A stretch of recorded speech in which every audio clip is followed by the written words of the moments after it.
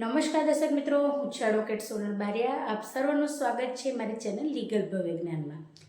તો દર્શક મિત્રો, આજે આપણે જાણીશું કે પાવર ઓફ એટર્ની એટલે શું. તો મિત્રો, જ્યારે કોઈ પણ વ્યક્તિ પોતાની જે સંપત્તિનો માલિક છે પણ કોઈ કારણસર એ સંપત્તિને સારી રીતે સુવ્યવસ્થિત રીતે સંભાળી શકે તેવા સંજોગો ના હોય ત્યારે આ પાવર ઓફ એટર્ની કામ આવે છે. મિત્રો, એ છે શું? તો મિત્રો, જ્યારે કોઈ પણ વ્યક્તિ પોતાની સંપત્તિનો જે ઓરિજિનલ માલિક છે તે માલિક કોઈ પણ વ્યક્તિ ઉપર એને પૂર્ણરૂપે ભરોસો હોય કે આ વ્યક્તિ મારી સંપત્તિને નુકસાન નહીં પહોંચાડે, તેવા સંજોગોની અંદર તે કોઈ પણ વ્યક્તિને તેના પોતાના જેટલા અધિકારો છે ને મિત્રો, જે માલિક તરીકેના, એ સંપૂર્ણ અધિકારો એ બીજી વ્યક્તિને સોંપી દે છે. મિત્રો, તો આને કહેવાય છે પાવર ઓફ એટર્ની.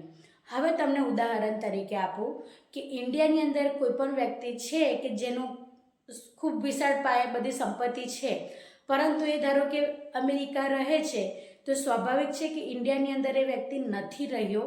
એટલા માટે અહીંયા આગળ એ કોઈ ભરોસાપાત્ર વ્યક્તિને ઇન્ડિયાની જેટલી સંપત્તિ છે મિત્રો, એને એક સોંપી દેશે કે ભાઈ આ તું મારી પાવર ઓફ એટર્ની તરીકે હું તને સિલેક્ટ કરું છું અને આ જે સંપત્તિ છે એ સંપત્તિનું તારે સંપૂર્ણપણે ધ્યાન રાખવાનું છે.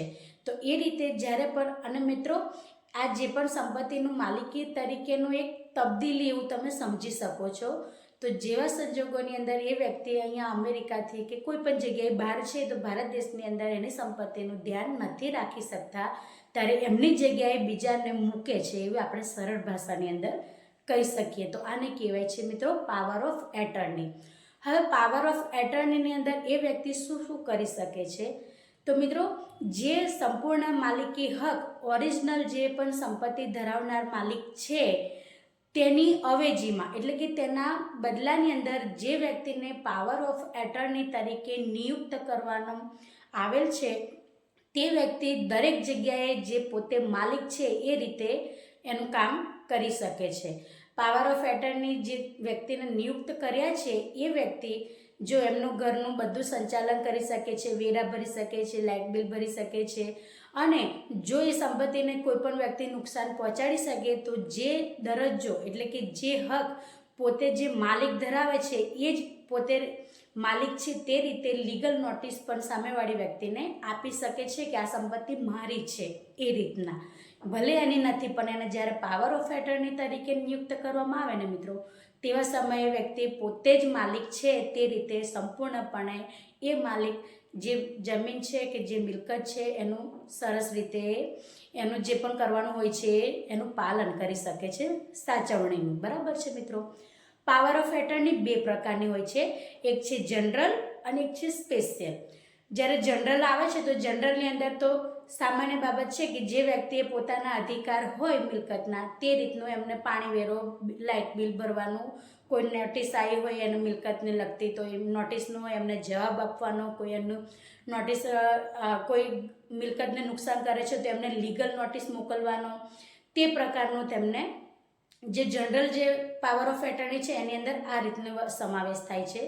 સ્પેશિયલ પાવર ઓફ એટર્ની પણ છે, એ બીજો ભાગ છે. તો એની અંદર એવું છે મિત્રો કે જ્યારે કોઈ પણ સંપત્તિનો કોઈ કેસ ચાલતો હોય અને જેનો ઓરિજિનલ માલિક છે આવી શકે તેમ ન હોય તેવા સંજોગો દરમિયાન સ્પેશિયલ જે પાવર ઓફ એટર્ની જે વ્યક્તિને નિયુક્ત કરવામાં આવ્યા છે તે કોર્ટની અંદર કેસ ચાલતો હોય તેવા સમય દરમિયાન જે ઓરિજિનલ માલિક છે તેમની જગ્યાએ તે સાઇન કરી શકે છે. જે પણ એમને હિયરિંગ, એટલે કે કેસ ચાલતો હોય ત્યારે સાંભળવાનો એ બધો જ અધિકાર એ સ્પેશિયલ પાવર ઓફ એટર્નીમાં જે વ્યક્તિને નિયુક્ત કરેલ છે તે વ્યક્તિનો આવે છે મિત્રો.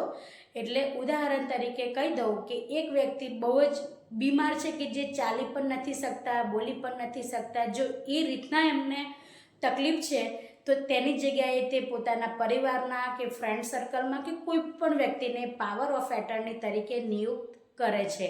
પાવર ઓફ એટર્ની મિત્રો ખાલી ડાયરેક્ટ નથી થઈ જતું કે ચલ તું મારો પાવર ઓફ એટર્ની, એની માટે લીગલી જે પ્રોસેસ આવે છે એ પ્રોસેસ કરવાના હોય છે મિત્રો, અને ત્યારબાદ જ તે વ્યક્તિ પાવર ઓફ એટર્ની કહેવાય છે.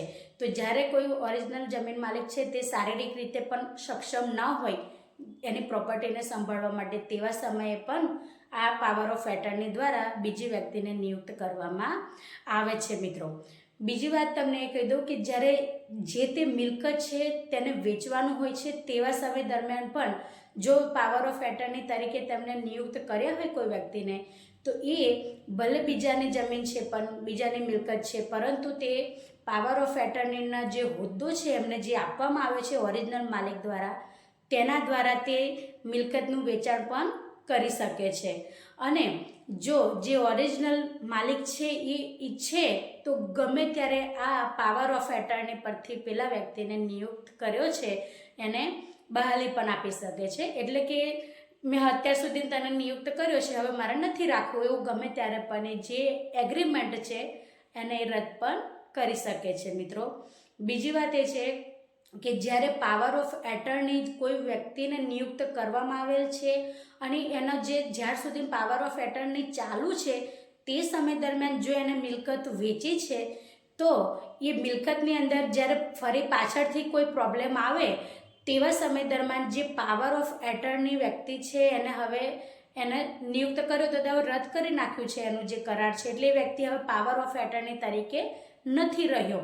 અને પાછળથી જો જે તે એમનું મિલકતની અંદર કોઈ પણ પ્રકારનો ફોલ્ટ આવે તો તેવા સમય દરમિયાન પાવર ઓફ એટર્નીએ કોઈ પણ પ્રકારની સાબિતી આપવાની જરૂર નથી કે આ વ્યક્તિએ મને જ્યારે પાવર ઓફ એટર્ની તરીકે નિયુક્ત કર્યા હતા અને તે સમય દરમિયાન મેં આપ્યું, એવું કોઈ પણ પ્રકારનું સર્ટિફિકેટ આપવાની જરૂર નથી મિત્રો. અને પાછળથી કોઈ ફોલ્ટ આવે ત્યારે જે ઓરિજિનલ માલિક છે એમને પહેલાં અમને નિયુક્ત કર્યા હતા, એમને રદ કરી નાખ્યા છે જે તે વ્યક્તિને, તો હવેથી તેમને જવાબ આપવાનો રહે છે કે એની અંદર શું પ્રોબ્લેમ હતી ને શું નથી પ્રોબ્લેમ. બરાબર છે. જ્યારે જમીનનું વેચાણ થાય, મિલકતનું વેચાણ થાય તેવા સમયે. તો આ વાત થઈ પાવર ઓફ એટર્ની, એટલે પોતાના જેટલા પણ અધિકારો છે તે કોઈ પણ વ્યક્તિને નિયુક્ત કરીને એ બધા જ તેમને સોંપી દેવા કે મારા વતીનું તારે બધે જ જગ્યાએ સાઇન કરવાની રહેશે. કોઈ વ્યક્તિ આવી ના શકે બહાર હોય તો, અને અથવા અસક્ષમ હોય શારીરિક રીતે કે એ પોતે સાઇન નહીં કરી શકે, તો આવા ઘણા કારણ છે કે જેના દ્વારા પાવર ઓફ એટર્ની વ્યક્તિને આપવામાં આવે છે. હવે મિત્રો ઘણાના પ્રશ્ન થાય છે કે શું પાવર ઓફ એટર્ની દ્વારા એ માલિકી થઈ જાય છે? તો ના મિત્રો, એને ફક્ત એક હોદ્દા તરીકે રાખવામાં આવેલ છે. એટલે જે વ્યક્તિને પાવર ઓફ એટર્નીની અંદર એમને નિયુક્ત કર્યા છે એ વ્યક્તિને અધિકાર બધા જ છે. એ જે એમની પ્રોપર્ટી છે બધું વેચવાના પણ અધિકાર છે અને બધી એનું જે પણ કાર્યવાહી છે બધું કરવાના અધિકાર સંપૂર્ણ છે. પરંતુ એ વ્યક્તિ ક્યારે પણ એ પ્રોપર્ટીનો માલિક ગણાતો નથી અને માલિકી થઈ પણ ના શકે મિત્રો. આજના માટે આટલું જ. જય હિન્દ, જય ભારત.